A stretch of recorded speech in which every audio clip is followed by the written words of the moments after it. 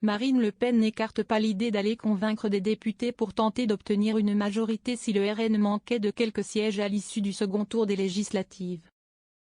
Le Rassemblement national est prêt à gouverner en cas de majorité absolue. À 5 jours du second tour des élections législatives, à l'issue duquel le parti d'extrême droite pourrait obtenir plus de 200 sièges à l'Assemblée nationale. Marine Le Pen a assuré qu'il était préparé. « Nous souhaitons gouverner, que les choses soient extrêmement claires », a-t-elle affirmé au micro de France Inter, rappelant que cela fait 40 ans qu'elle se bat en politique dans cet objectif. « Mais il est évident, dit-elle, que nous ne pouvons pas accepter d'aller au gouvernement si nous ne pouvons pas agir. Dans le cas où son parti n'obtiendrait qu'une majorité relative au Parlement.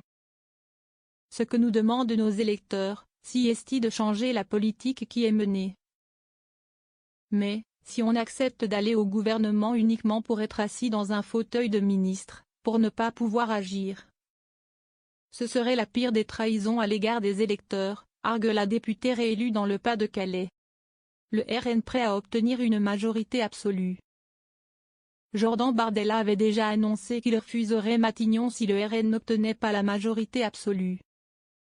Mais, si le RN rate de peu cette majorité, obtenue avec 289 sièges, Marine Le Pen n'écarte pas l'idée d'aller chercher des députés.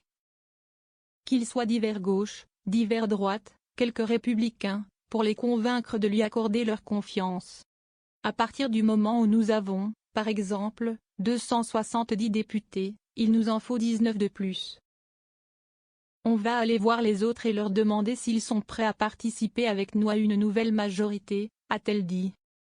Si, à ce moment-là, nous avons une majorité, nous irons faire ce pourquoi les électeurs nous ont élus.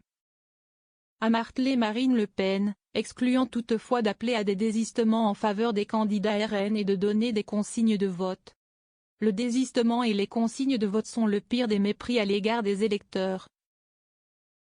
A-t-elle estimé alors que les désistements à gauche et dans le camp macroniste sont de plus en plus nombreux pour faire barrage à l'extrême droite.